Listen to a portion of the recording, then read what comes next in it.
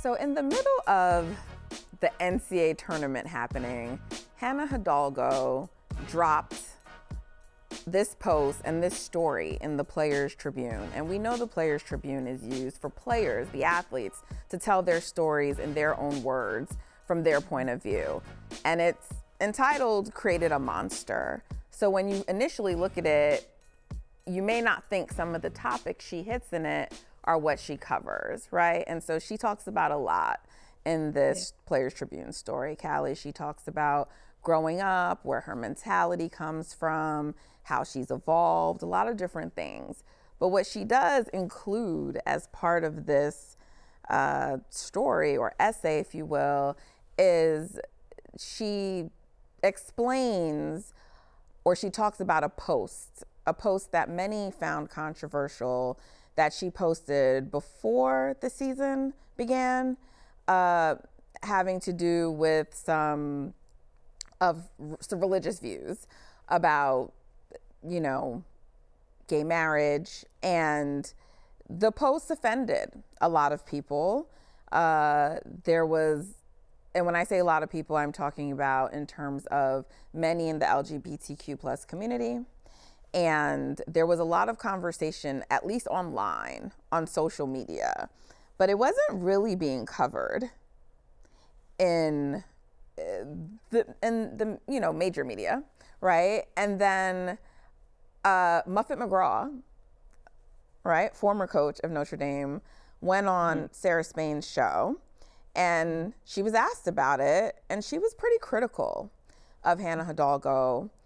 And still, nothing really came of that, and I can't speak for everyone else. But for myself, Callie, I wanted to hear from Hannah first on this. I wanted to hear her perspective and what she had to say, and she gave her thoughts. And so it was interesting that, or maybe not interesting because her season ended, that she chose this time to drop this piece. But she did, and I want to know your thoughts on it, but I also want to know, can you provide some more background about the post and why people were so impacted by this? Yeah, absolutely. So last summer, Hannah Hidalgo posted an Instagram reel, which was clipped from an interview between political, conservative commentator Candace Owens and then former CNN TV host Dawn Lemon. And in that interview, the part that is included in the reel that Hannah posted, Candace Owens is repeatedly saying it's a sin when speaking about same-sex marriage. And so I think for Hannah to share that, it sparks a lot of controversy, as you mentioned, because when you look at the women's basketball community, a lot of the LGBTQ plus community is represented in the women's basketball community.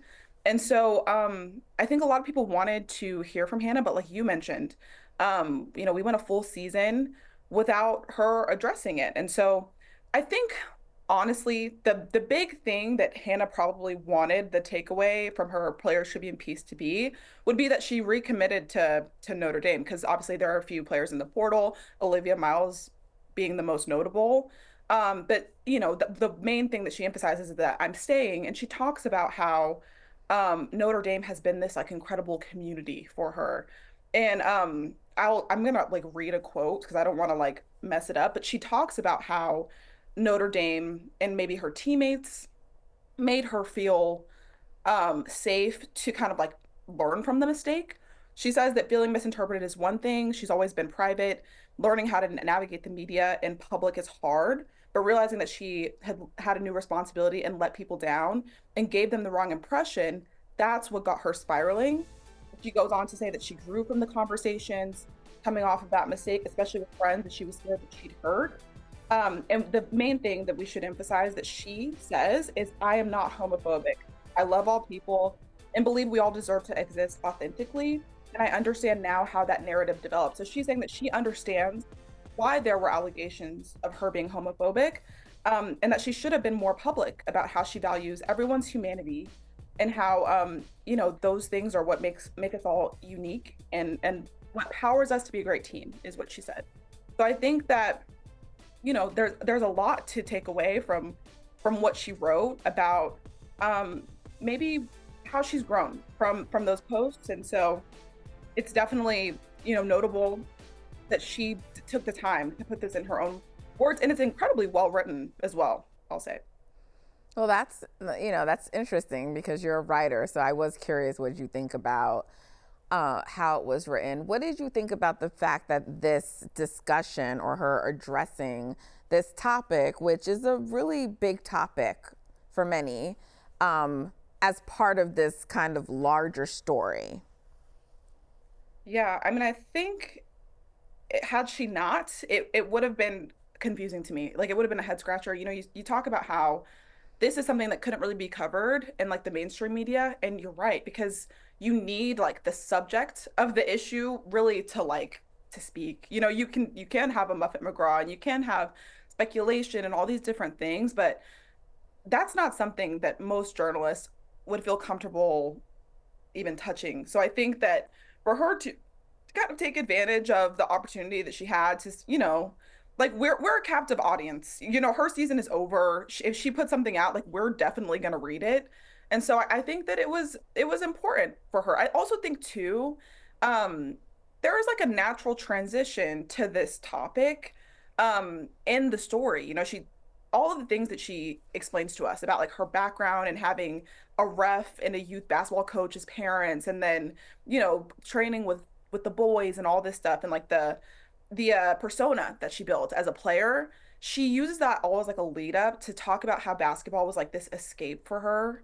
And it didn't feel like that this season. I think that that's really notable when you think about like how she may have been impacted as a player. I mean, we talk about this a lot, but like it's not always just about things on the court. The games happen on the court, but these are full-fledged people who have experiences and are impacted by things that are said about them. Like, you think she didn't hear Muffet McGraw criticizing her on Sarah Spain's podcast? Of course she did.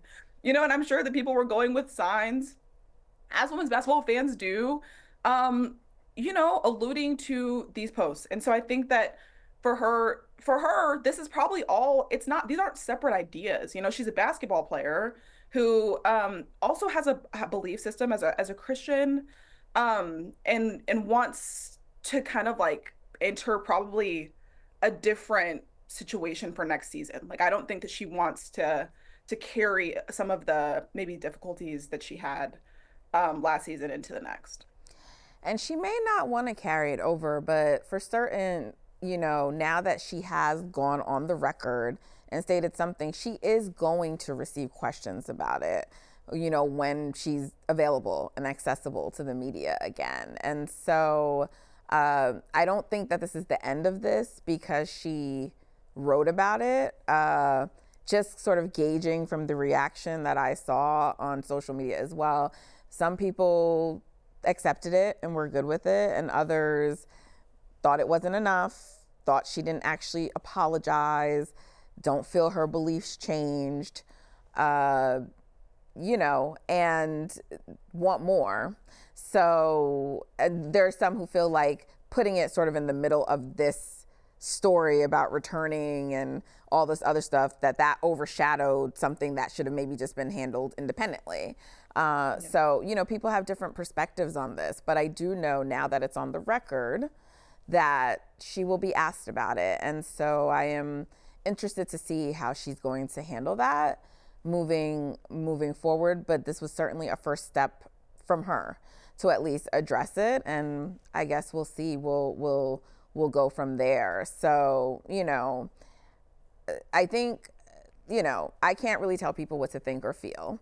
But what I will say is I think it's important, in my opinion, to pay attention to, one, her teammates, those who are close to her, those who are in this community. And by community, I don't just mean LGBTQ plus community, but also the basketball community, and how they embrace Hannah, if they embrace Hannah, and I do think obviously it's especially important to follow the lead of the LGBTQ plus community, who, by the way, is not a monolith, and they're split on this, right? There's not, at least from my observations and from talking to people, So, I think often when it comes to situations, and people issue apologies, a lot of times we, the public, is like, oh, that's not good enough, and we criticize it.